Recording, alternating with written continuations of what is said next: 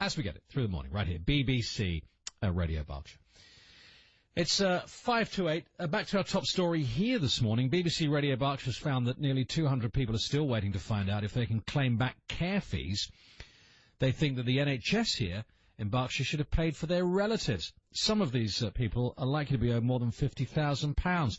Julie Woods is Chief Executive of the NHS Clinical Commissioners, who represent CCGs in England. Good morning, Julie. Sorry to keep you waiting while we covered that David. Breaking news. Why has there been a backlog in processing these claims then by clinical commissioning groups? Well, clinical commissioning groups were set up in 2013 and actually inherited this backlog that have been created as a result of the legal case around who should pay for continuing healthcare needs. And as a result of that, 59,000 claims were put forward in 2013, which CCGs have then got a responsibility to work through. And it's about assessing a person's needs to see whether they have a primary health need. It's not about the diagnosis, sadly, or the condition. It's about individually assessing a person's needs, and it does take time. I'm afraid it is quite complicated. I've heard some people say the paperwork involved is too complicated. How would you answer that, Jo?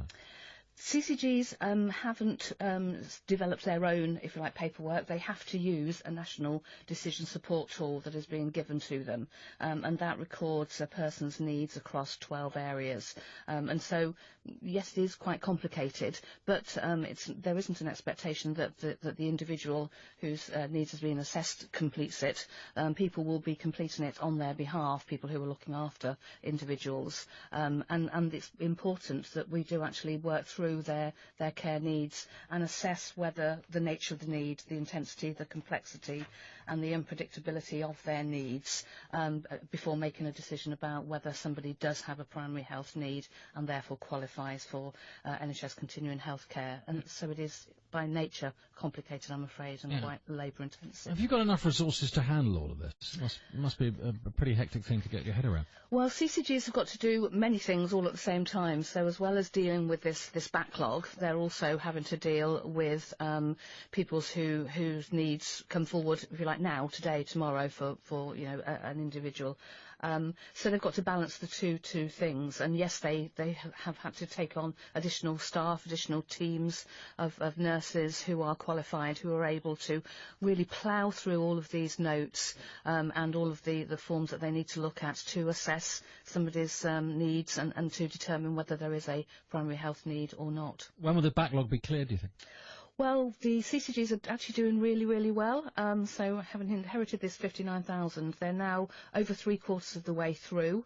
And the Parliamentary Health Service Ombudsman has set out an expectation that they will be complete by March 2017. And NHS England, I think, feel that will be achieved. So CCGs are doing really well in a set of difficult circumstances. Thank you very much, Julie. Thank you for your time. Julie Woods, Chief Executive of the NHS Clinical Commissioners, who represent clinical commissioning groups in England. Just coming up to 8 o'clock, a couple of your comments on how to make the most perfect